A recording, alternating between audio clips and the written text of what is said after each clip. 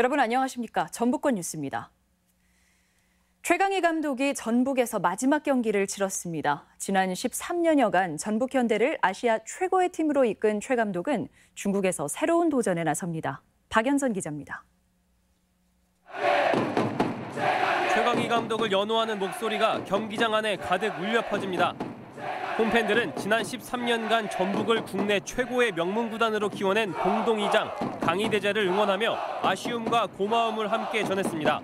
실감이 전혀 안 나고 10년 넘게 같이 했는데 떠난다고 하시니까 정말 아쉽고. 중국 가셔가지고 잘 성공하시고 기회가 된다면 다시 한 번 더 전북 현대를 맡아줬으면. 15,000명이 운집한 가운데 시즌 마지막 경기에 나선 전북 선수들은 여느 때보다 더 많이, 더 빨리 뛰며 팀을 떠나는 스승에게 골을 선물했습니다. 감독님께서 남을 골랐을 때 되지 않았는 얘기를 하고 경기장을 돌며 팬들에게 마지막 인사를 전하던 최 감독은 끝내 눈물을 흘렸습니다. 아분한 사랑을 받았고 또 팬 여러분 덕분에 제가 행복하게 감독상을 넘어갔습니다. 전북을 6차례 리그 우승, 2번의 아시아 챔피언스 리그 정상으로 이끌며 국내 프로축구의 금자탑을 세운 최강희 감독은 조만간 중국 텐진으로 떠납니다. 전북은 최강희 감독과의 뜨거운 13년을 보내고 내년부터는 조세 모리너스 감독과 함께 새로운 도전에 나섭니다. MBC 뉴스 박연선입니다. 익산시가 해외로 떠난 보석업체들을 불러들이기 위해 도금 공장을 지었는데 정작 업체들은 외면하고 있습니다. 불량품이 많이 나오는 등 업체들 눈높이를 맞추지 못하는 수준 때문입니다. 한범수 기자입니다. 익산시가 중국으로 떠난 보석업체들을 불러오기 위해 180억 원을 들여 설립한 패션 주얼리 센터. 중국으로 떠났다가 다시 돌아온 유통기업 10곳이 주변에 둥지를 틀었습니다. 하지만 설립 4년이 지난 지금 입주기업들의 반응은 신통치 않습니다. A업체는 2달 전 아예 생산 라인을 모두 빼내 인천으로 옮겼습니다. 주얼리 센터 안에 있는 도금 공장이 기대와 달리 수준이 떨어졌기 때문입니다. 도금 공장을 활용한 생산 제품들 상당수가 불량품이기 일쑤였고 생산 비용도 오히려 더 올랐다는 게 업체 주장입니다.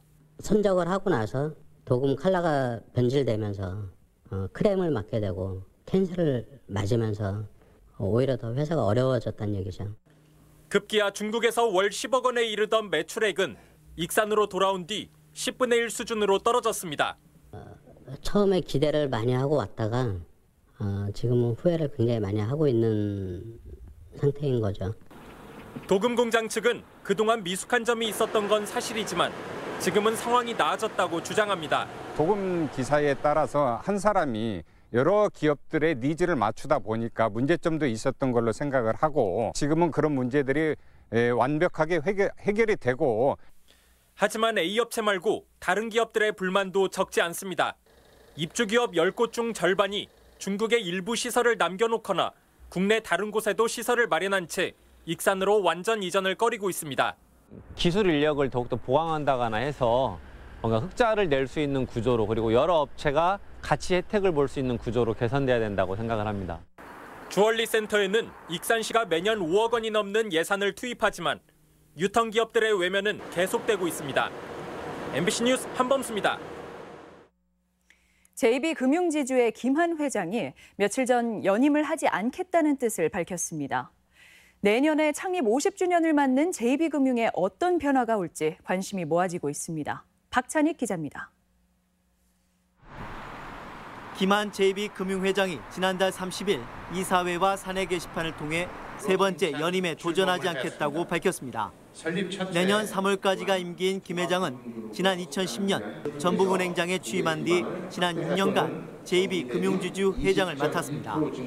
그간 우리캐피탈과 자산운용사, 전북은행보다 덩치가 큰 광주은행까지 잇따라 인수해 업계의 주목을 받았습니다. 특히 전북이라는 지역색을 지우기 위해 지방은행으로서는 처음으로 해외에 진출하기도 했지만 이런 행보는 노조 등 내부의 비판을 불러왔습니다. 광주은행과 달리 전북은행은 자사 출신 은행장을 기용하지 않았고 전북을 뜻하는 JB그룹명도 광주은행과 합병 후 변경을 추진했기 때문입니다. 이 같은 내부 기류도 사퇴에 영향을 끼쳤다는 분석입니다. JB금융은 임원 후보 추천위원회를 열어 이달 안에 차기 회장을 선정할 예정입니다. 지주회사와 자회사의 임원들이 후보군에 든 가운데 외부 인사 영입도 배제하지 않고 있는 것으로 알려졌습니다. 김 회장의 사퇴로 전북은행 등 자회사의 임원들도 대폭 교체될 것으로 보여 내년에 창립 50주년을 맞는 JB금융에 새바람이 불지 주목됩니다. MBC 뉴스 박찬익입니다. 전주 출신의 기아 타이거즈 최형우 선수가 모교에서 유소년 야구 1일 코치로 나섰습니다. 최형우 선수는 오늘 전주 진북초등학교에서 같은 동문인 SK 박정권, 넥센 김재현 등 동료들과 함께 진북초, 군산중앙초 등 전라도 4개 초등학교 120여 명에게 야구를 지도했습니다. 최형우는 지난해에도 유소년 야구 발전 기금으로 2억 원을 기부하고 1일 코치로 봉사활동에 참여했습니다. 오늘 낮 12시 반쯤 완주군 동상면 한 야산에서 불이 나 임야 0.2헥타르를 태운 뒤 2시간 만에 꺼졌습니다. 불이 나자 헬기 석대와 공무원 90여 명이 투입돼 진화 작업을 벌였습니다. 소방당국은 등산객이 낙엽을 태우다 불이 난 것으로 추정하고 정확한 화재 원인을 조사하고 있습니다.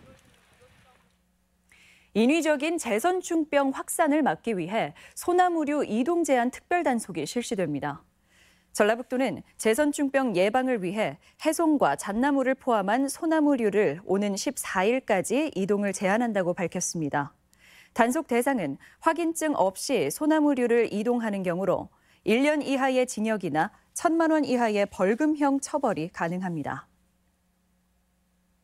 이르면 내년 하반기부터 도내에 자치경찰제가 시범 도입됩니다.